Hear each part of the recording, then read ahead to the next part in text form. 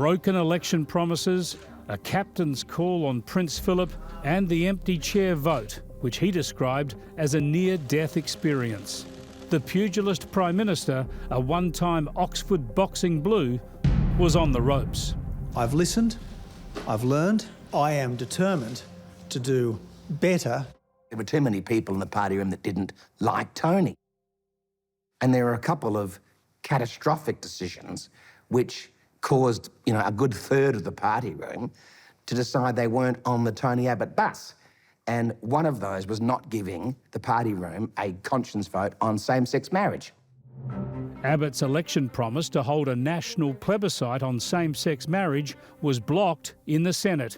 So many in his party were looking for another way. We set up the Parliamentary Friendship Group for the LGBTI community, and first in the world. Veteran Queensland MP Warren Entsch, a long-time advocate for marriage equality, wanted a conscience vote. In August 2015, he raised the matter privately with Tony Abbott. One Sunday evening I said, I've got to do it, we're running out of time. And he said he had to go to his to cabinet colleagues to get approval. And he said, I'll let you know tomorrow. Well, on the Monday, I didn't hear from him. And then on the Tuesday, I got the heads up, and so I went in and I raised it. It was raised by Warren. I stood up immediately. On the 11th of August, Liberal and Nationals MPs began a regular meeting. It became a gay marriage marathon. I knew this would be incendiary. So I got up and said, well, this is the first we've heard this is coming on.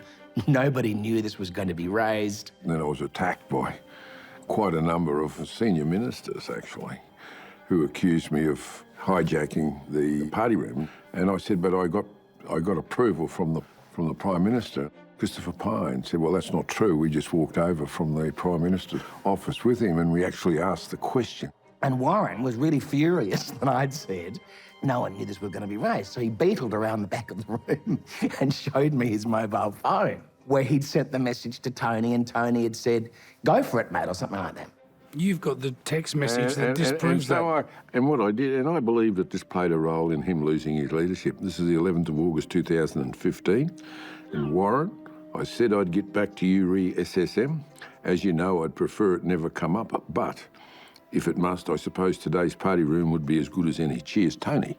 And I immediately responded, thanks, mate, I really appreciate your cooperation. Best regards, Warren. So, there's no question about it.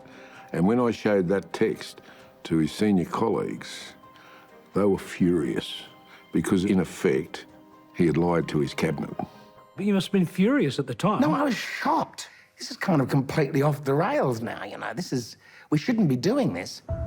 This was when many party room vows of fidelity to Tony Abbott were broken. His days as Prime Minister were numbered. For him to make a decision like that and not bring Christopher into the tent, I think was Tony's biggest mistake. I think that was his biggest mistake of everything, to have not done that. And I don't see it that Christopher undermined Tony. I see it more that Christopher, from that point, just stepped aside and let the damn wall break.